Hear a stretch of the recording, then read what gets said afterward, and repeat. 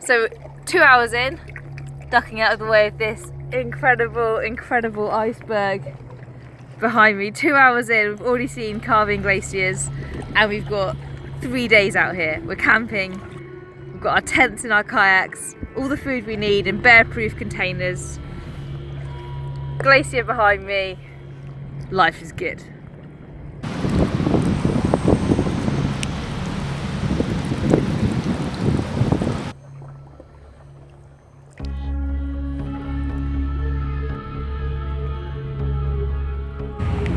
Don't get caught in there, Hels!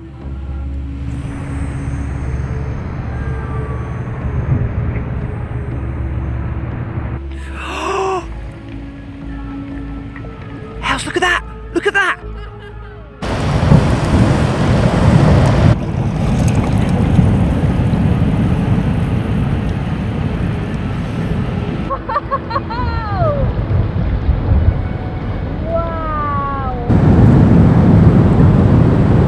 Hels, get out of there!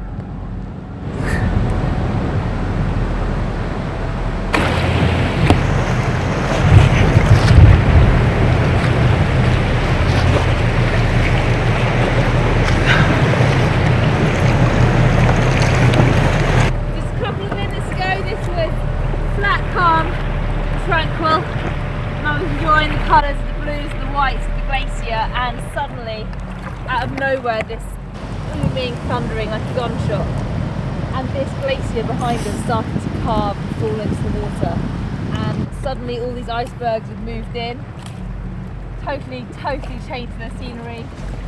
We're being bounced around, pushed into icebergs, which is a bit of a nightmare, so we're going to have to get out of it before that bit there right behind me goes, which will totally cut us off. I don't want to be here when that happens.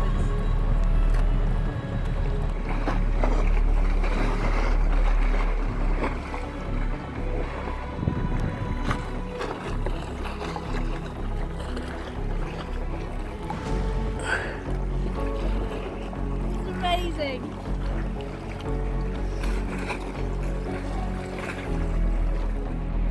It's the end of a really long day paddling. And although it looks like it's about 2 in the afternoon, the Alaskan summers have so much sunlight that it's probably bedtime, but definitely dinner time. So I'm going to go and find a campsite, which is going to be easier said than done with these sheer cliffs either side. So time to find somewhere to sleep for the night.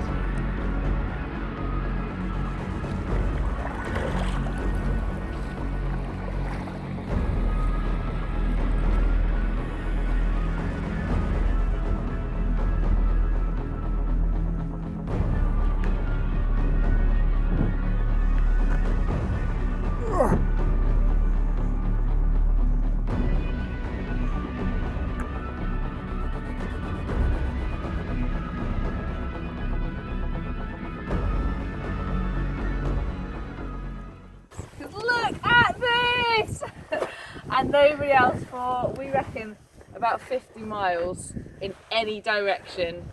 So it might not have all the mod cons, we may not have running water, but I kind of think you can get a better view, and I'm not complaining.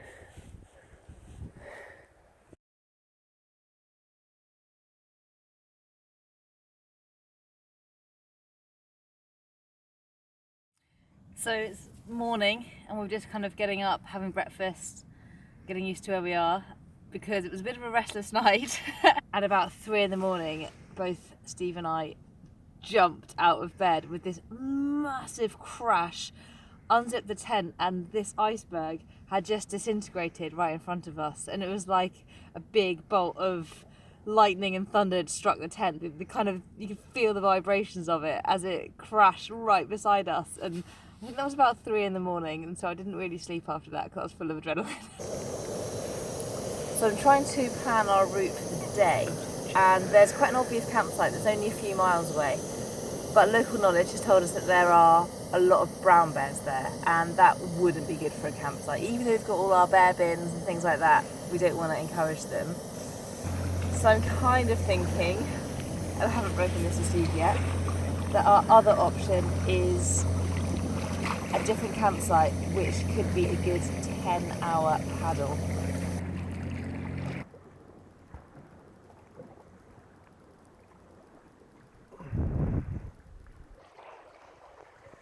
This fjord, Tracy Arm, has the ability to make you feel very insignificant.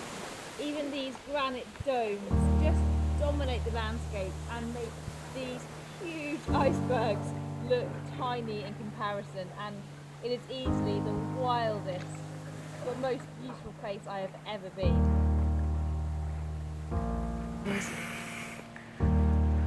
Full of berries, healthy bear we've got. But it's a healthy bear we're going to have as a neighbour, because this is pretty much our camping site for the night. So we're going to have friends.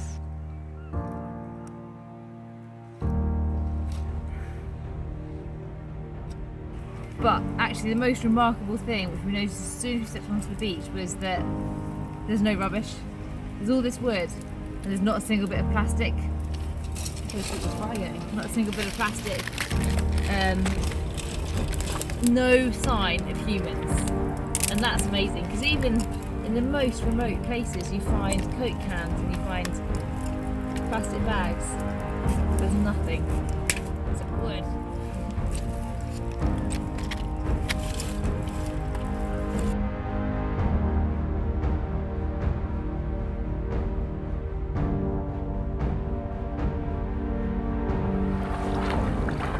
We're now leaving the fjord, and these icebergs that have dominated the first part of our journey are becoming few and far between, and in their place comes the wildlife.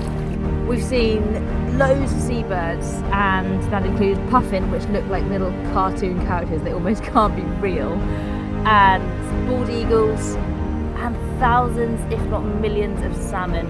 300 million salmon come through these parts of the river to spawn, and it's just an incredible sight. But for me, the most exciting thing are the humpback whales. They seem to be everywhere you look. We've even seen them feeding in bubble net feeding, and it's just incredible to watch. It's kind of one of those moments and one of those places that you just want to bottle up so you can take to everyone back home, because I know I won't be able to describe it in quite how beautiful it is, quite how big it is, quite how small it makes you feel. I'm going to bottle it and give it to them.